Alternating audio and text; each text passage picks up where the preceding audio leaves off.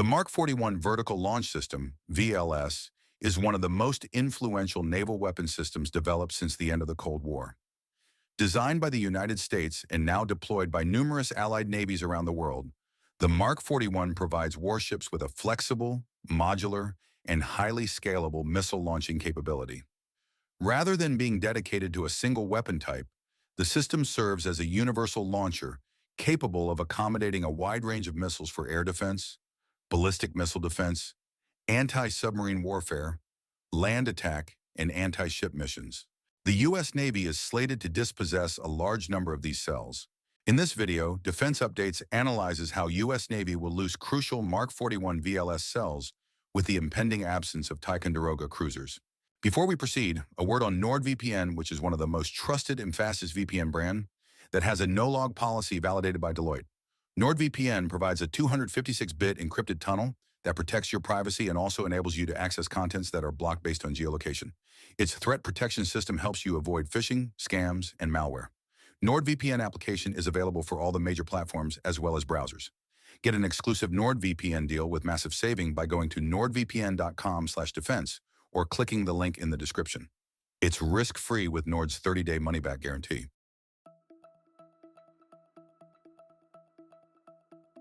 At its core, the Mark 41 VLS consists of individual launch cells arranged into modules that can be installed aboard destroyers, cruisers, frigates, and other combat vessels. Unlike traditional trainable missile launchers that must physically rotate toward a target before firing, missiles launched from the Mark 41 are fired vertically. After exiting the launch cell, the missile's guidance and control systems maneuver it toward its intended target. This approach enables rapid engagement of threats from any direction without requiring the launcher itself to move. The basic building block of the system is the launch cell. Each cell functions as an independent missile storage and launch unit equipped with structural support systems, electrical interfaces, cooling provisions, and exhaust management equipment. Cells are grouped into 8-cell modules, allowing naval architects to tailor the missile capacity of a ship according to operational requirements. The Mark 41 is available in 3 principal cell configurations: self-defense, tactical, and strike.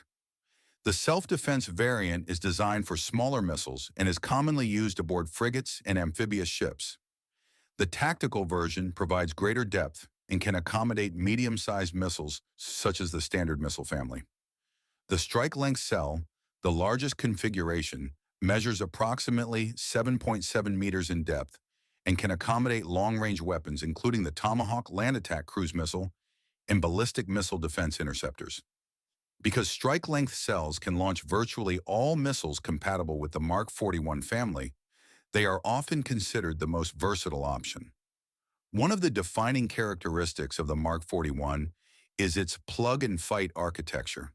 The same launch cell can accommodate different missile types with minimal modification. This includes Tomahawk cruise missile, different Standard Missile Series interceptors, Evolved Sea Sparrow missile, VLS anti-submarine rockets. This includes Tomahawk cruise missile, different Standard Missile Series interceptors, Evolved Sea Sparrow missile, as well as VLS anti-submarine rockets.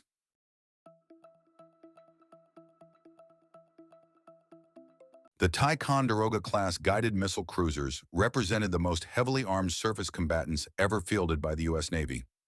The lead ship, USS Ticonderoga, CG-47, entered service on January 22, 1983, following commissioning at Ingalls Shipbuilding in Pascagoula, Mississippi, under the command of Captain Roland Gilboa.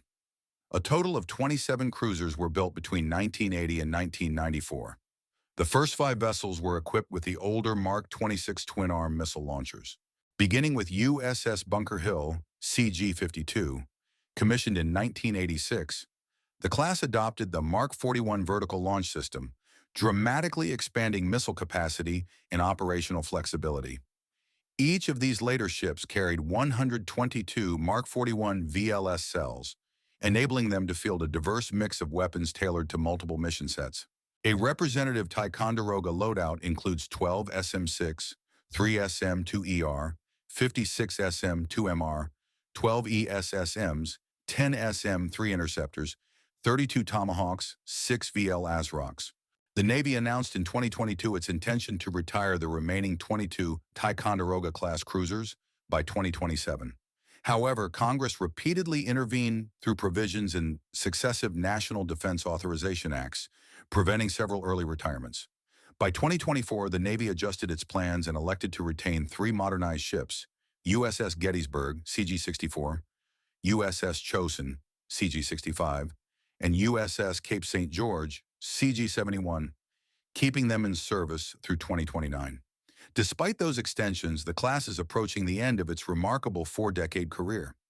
Unless plans change again, the final Ticonderoga-class cruisers will leave active service by the end of 2029, bringing the era of America's most powerful guided missile cruisers to a close.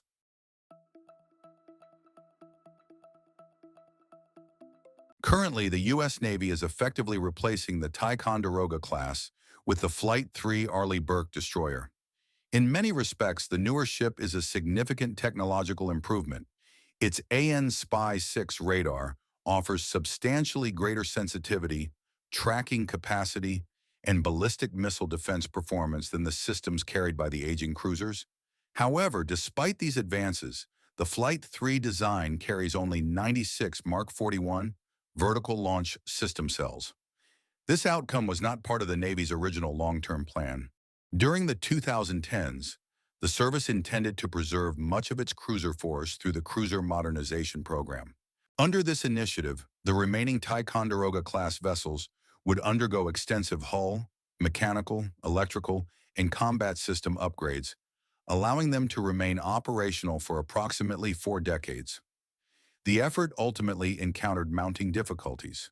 Aging hulls required more extensive repairs than anticipated, structural issues emerged across several ships, maintenance periods stretched far beyond schedule, and modernization costs continued to escalate. By the mid-2020s, oversight reports highlighted significant delays, budget growth, and capability gaps, leading Navy leadership to conclude that further investment offered diminishing returns. At the same time, the Navy had once envisioned a purpose-built successor. Known as CGX, the program aimed to develop a next-generation cruiser with greater missile capacity, enhanced power generation, and advanced air and missile defense capabilities. Early concepts envisioned a large warship potentially derived from the Zumwalt-class design and equipped with a future evolution of the Aegis combat system. Budget constraints and shifting priorities ultimately led to the program's cancellation in 2010 before a ship could be built. The situation was compounded by the fate of the Zumwalt program itself. Originally expected to produce a much larger fleet, the class was reduced to only 3 ships after costs rose dramatically. With both CGX and a large Zumwalt fleet abandoned, the Navy found itself without a dedicated cruiser replacement. As a result, the Flight III Arleigh Burke emerged as the only practical path forward.